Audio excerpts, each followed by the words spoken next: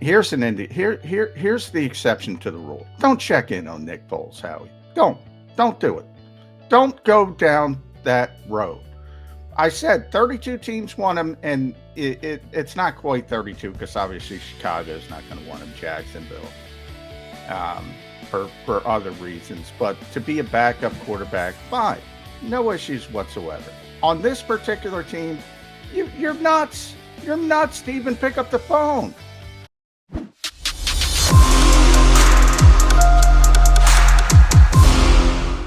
And a good morning, Birds fans. Appreciate you streaming in to the deep end of the pool with the back-to-back guys. Here on Birds 365, McMullen and McDonald hanging with you for the next couple of hours. Got a couple of guests coming your way. We'll give you details on that in a second. But Johnny Mac, since last we spoke some 22 hours ago, there has been a couple things that have come down with the Eagles. One, an actual roster transaction, and one, a rumor about a possible transaction that has since gone by the boards because the guy we referenced yesterday has found a new landing spot for his NFL career. Could it have been Philadelphia? Well, we'll talk about that, but we know that it's Indianapolis for former MVP of the Super Bowl, Nick Foles. Yes, shortly after we got off the air, and I referenced Nick Foles yesterday because there were reports out there that the Colts and Nick Foles were close to consummating a free agent deal. Well, that deal got done yesterday, a 2-year contract. So once again, Nick Foles will be replacing Carson Wentz, a little less direct way than happened here in Philadelphia. But shortly thereafter, Jeremy Fowler of ESPN decided to add a little fuel to the fire by saying, yes, the Eagles were involved in Nick Foles' free agency this offseason. He didn't go into deep detail as to what involved meant, which inquiring Eagle fan minds want to know, but at least they checked in on Nick Foles, Howie Roseman doing his due diligence as the general manager of the Eagles. You don't really think they were going to go back down that road again, do you? I'll tell you this. First of all, I want to thank Howie Roseman for always keeping it interesting. We're Birds 365, right? We got to have a lot of these teams go into hibernation this time of year. Not the Eagles, baby. And we'll talk about Jimmy Moreland in a bit. But as far as Nick Foles goes, look, Howie's famous, and he likes to be famous for checking in on everybody. Here's the exception to the rule. Don't check in on Nick Foles, Howie. Don't do it. Don't go down that road. I said 32 teams want him, and it's not quite 32 because obviously Chicago's not going to want him. Jacksonville, for other reasons, but to be a backup quarterback, fine, no issues whatsoever. On this particular team, you're nuts. You're nuts to even pick up the phone. And I did look into it after Jeremy's report. It was more of, well, if they could move Gardner Minshew, so a lot of points, and then they would have considered bringing him back. So I don't think it ever got anywhere. But don't even mention it. Don't even say it. Do you know you have an evolving young quarterback? And one thing about the Eagles with Jalen Hurts, look, they were looking for an upgrade, but they wanted an upgrade that was a superstar upgrade. Basically, Russell Wilson or Deshaun Watson or nothing else. And there are tons of other quarterbacks that have been out there or are out there. They haven't had an inkling of the Jimmy Garoppolos of the world, the Baker Mayfields of the world, who you could argue are nominal upgrades or at least slight upgrades if Garoppolo gets healthy. When Kyler Murray started making, what in Arizona, they didn't budge. And that's a talented player. I mean, really talented player. They haven't budged on anybody for Jalen Hurts. Now, you and I know if they bring in Nick Foles, it's to be a backup. But guess what, Jody? In this town, there's a lot of people. Now, I'm not going to say the majority, but there is a significant minority that would think that's not the case. And I understand the Eagles can't think. They can't worry about the fans. I get that. If they think it's an upgrade, whatever. But come on. That's laboratory talk. That's what I always say is vacuum talk. You got a young guy who's evolving. He's still going to have some hiccups. You know that, Jody. I know that. There's going to be some bad games. There's going to be a stinker thrown in there. Maybe it comes week 2 against Minnesota, maybe week 3 against Washington. First thing, what is the first thing if Nick Foles is sitting there? Are you kidding me? Are you kidding me, Howie Roseman, Philadelphia Eagles? Don't mention the stinking name. Don't pick up the phone call. You got a good backup. Don't pick up the phone. You got a good backup quarterback. This is absurd, this team trying to go back. And by the way, Jody, they tried to go back last year and get Nick Foles to be the backup for the 3rd time. And Nick didn't want to come here because Nick's smart enough to know that he doesn't want any part of that nonsense. Nick Foles, and I wrote about this in Sports Illustrated, Jody. Nick Foles saved the Eagles from themselves. So maybe he really is what that minority of the fan base is. St. Nick, whatever you want to call him. He saved the Eagles from themselves twice. He can't. He's not a starting quarterback in this league, Jody. He's played 10 years. The most games he's ever started is 11 in 10 years. Right. And forget about 16. He wouldn't return here as the starter. He'd return here as the backup. But according to the Folesian Society, and you are correct, they're not the majority of the Eagle fans, but they're a very loud minority, a dug-in minority, the first misstep by Jalen Hurts. And you're right, it could come early in the season. The hue and cry would go out for Nick Foles to do what he did again in 2017. And the Eagles shouldn't want that to happen. They have led us to believe that they don't want that to happen. They want Jalen Hurts to grab the job by the throat, be their starting quarterback, be the guy that they are willing to give a contract extension to. That's what they should be rooting for, and that's what they say they're rooting for. Why would you even leave that door ajar? Why would you open it up a crack to let a portion of the fan base get their foot in the door and go, whoa, we got Nicky Six on the bench. What are we doing here? Get him back into the game. 2017 all over again. It's absolute insanity. And, you know, it more so because I think it was a little bit overstated this time. It was a bigger deal last year. They were legitimately trying to trade for Nick Foles to be the backup quarterback. And again, if they were able to trade Gardner Minshew, you know, perhaps it would have gotten more legitimate. I don't get it, Jody. I don't get it. You know, and Jalen Hurts, and this is the other avenue people go down. He's not Carson Wentz. He's not going to give up, you know what, if Nick Foles is the backup. He knows he's better than Nick Foles. He's not going to be affected mentally by those calls, by that small Folesian society you mentioned. He's not going to be affected by that. That's not my concern.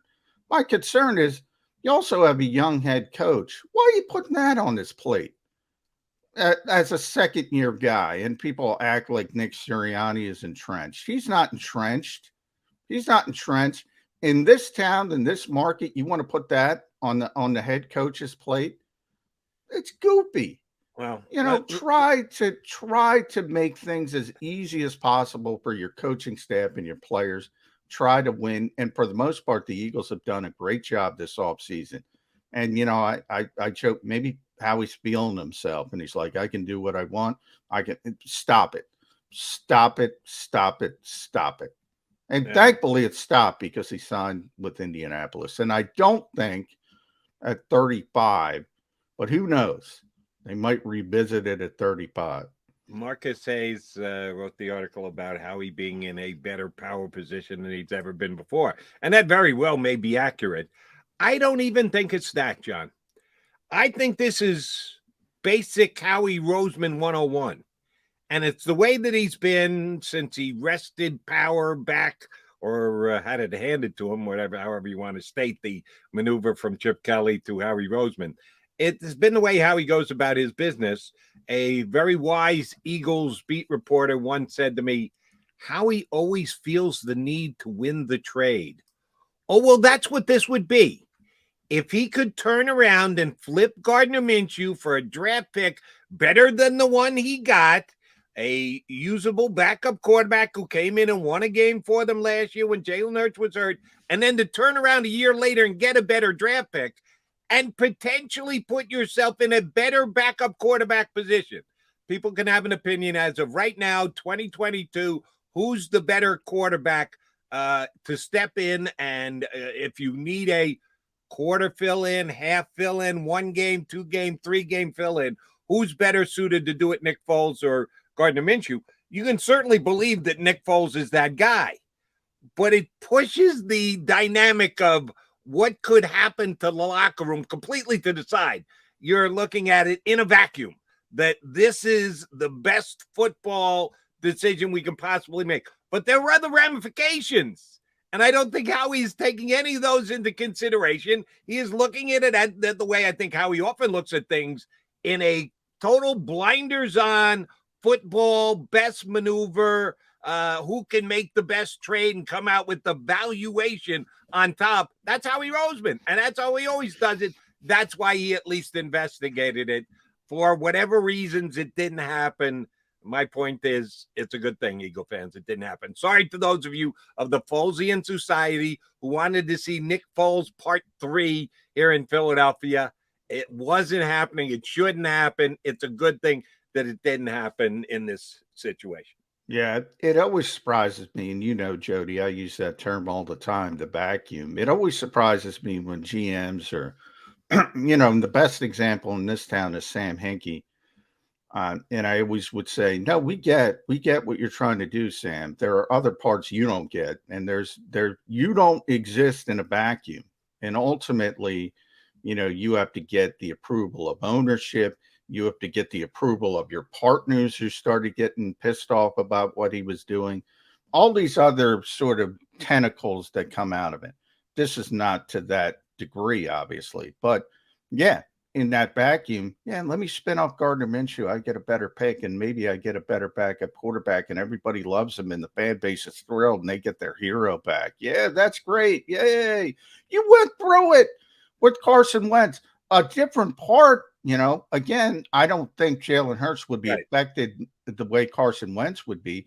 But my point is, you live through the real life effects of drafting Jalen Hurts in the second round and what it did to a quarterback who you thought was good enough to pay over $100 million and give the largest contract in franchise history at the time. That was your evaluation at the time. People can scoff at that and say Carson stinks now. He didn't stink then.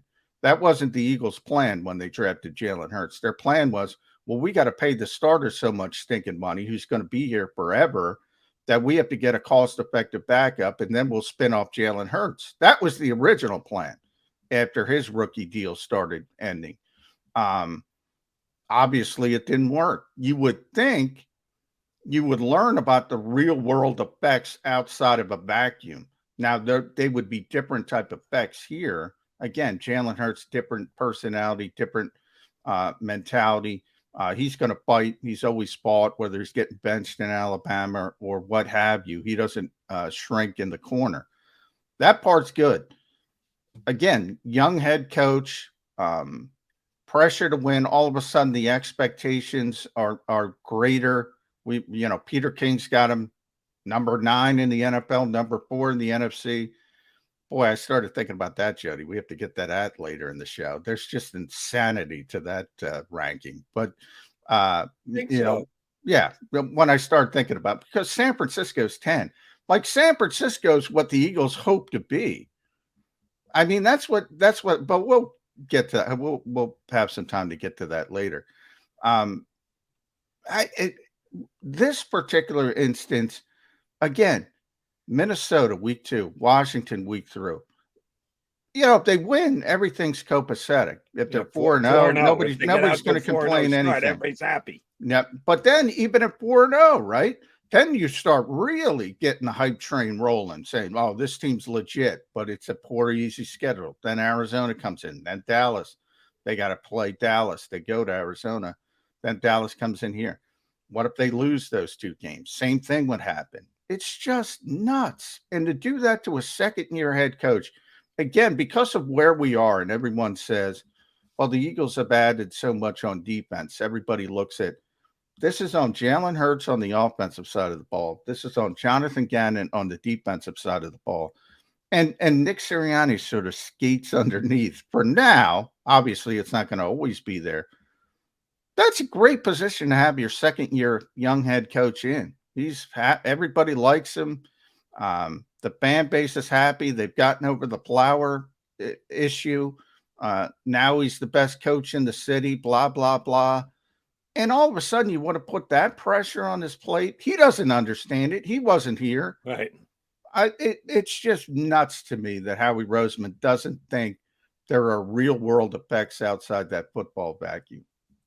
Well, the vacuum could be coming week 11 when the Eagles play the Indianapolis Colts. We'll see if Matt Ryan stays healthy this year. That's one thing about Matt Ryan. That's one quarterback you didn't mention that the Eagles could have looked into, chose not to look into this offseason. He did move. No interest. And I think that he will put the Colts in a better position to win this year than their former quarterback, a guy we know a little bit about, named Carson Wentz. Hope Matt Ryan's healthy for week 11, because if Nick Foles is a starting quarterback and he finds a way to beat the Philadelphia Eagles week 11, all the Folesian society will be heard from. I told you.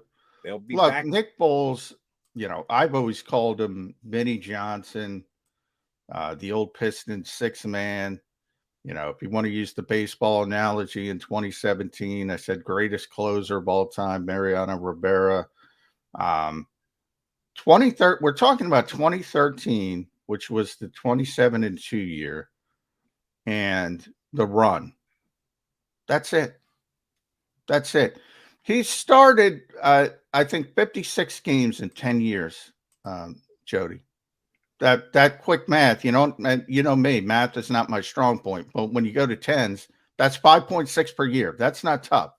5.6 games per year over 10 seasons. That's not what they call a small sample size.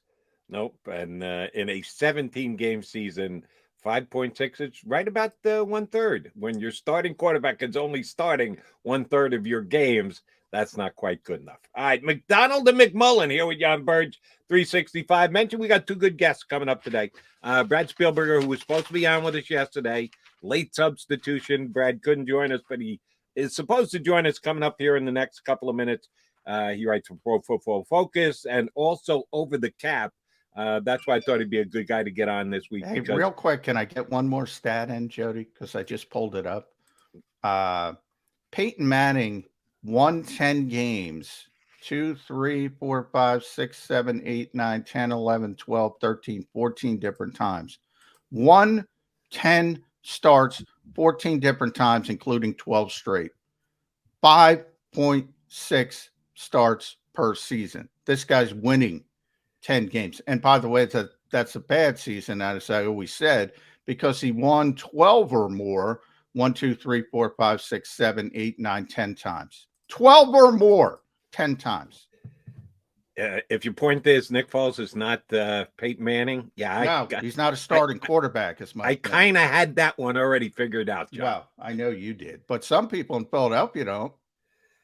I think even the Folesian society would not. I don't know about that. Nick Foles he's better than Tom Brady because he beat Tom Brady in the Super Bowl. You've never gotten that, Jody? No, I've gotten that. I've gotten that. That is truly an Eagle fan who's got to take the blinders off. All right, McMullen and McDonald here with you on Birds 365. Our buddy Brad Spielberger going to join us. We'll talk about the Eagles offseason additions and their cap situation. He joins us next here on Birds 365.